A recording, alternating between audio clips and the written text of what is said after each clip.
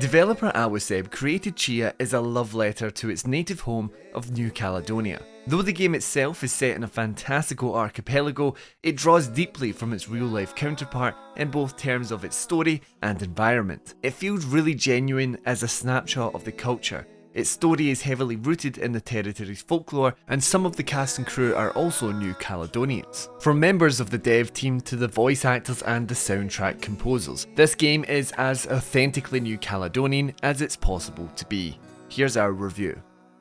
Our titular protagonist, Tchia, witnesses her father being kidnapped the day after her 12th birthday. Eventually she learns that the evil ruler Miavora has him, and she journeys to meet with him to save her father and ultimately her homeland. Tchia unlocks many abilities along her journey, the most fantastical of which is soul jumping. She's able to transfer her own soul into any animal or object and control them. This is a really fun element and can create a lot of chaos, but it's also a really useful tool for exploration throughout the world. You can soul jump into explosive items to defeat enemies, or simply get into hard to reach places by jumping into a rock and rolling through a gap. Some of the abilities you unlock aren't quite so unusual, but all have some bearing to progression in the game. Sculpting totems means Tchia is able to unlock totem shrine doors, provided she sculpts the exact same face as what's on the door. There's a rock balancing game which unlocks different soul melodies that Tchia can play with her ukulele, tunes which all give different effects from changing the time of day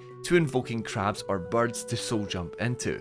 Tchia really encourages the player to think creatively to solve problems, so there feels like there's often more than one way to approach objectives. The game relies heavily on real-life physics for a lot of its mechanics actually. Tchia can slide quickly down steep terrains using the momentum to get a high jump to then use her parachute and glide. She has a whole host of exploration methods at her disposal, and all are really enjoyable to play with.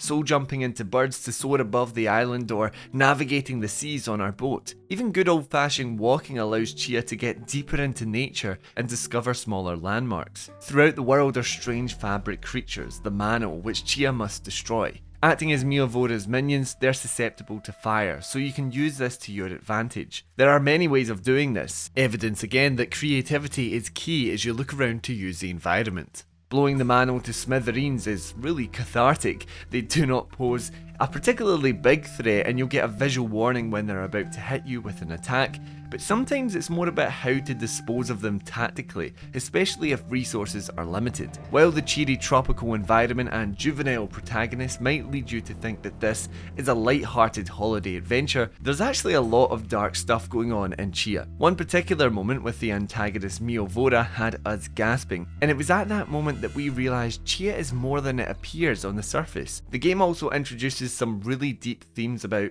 self-discovery and identity, which are really cool to see unfold. It's humorous, deep and complex, but it doesn't feel disingenuous to the overall plot.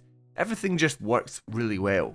Tchia feels very ambitious, particularly for a first game from a small team. However, it does sadly feel a little bit unpolished at times, with bugs meaning that certain segments caused Tchia to phase through the floor or rendered the character immovable. Unfortunately, we did experience a couple of bugs which didn't allow us to progress with the game, and we had to use the skip gameplay section function. It's disappointing when you're enjoying something so much and you can't experience it as it was meant to be played. There's so much to explore and discover on the islands, it can feel a little overwhelming. The in-game map feels quite cluttered, and it can often be unclear on where to go to progress things. On a couple of occasions it felt like we progressed simply by accident and triggered something without meaning to. Still, wandering around the many different terrains and seeing the wide variety of environments the islands offer is really fun.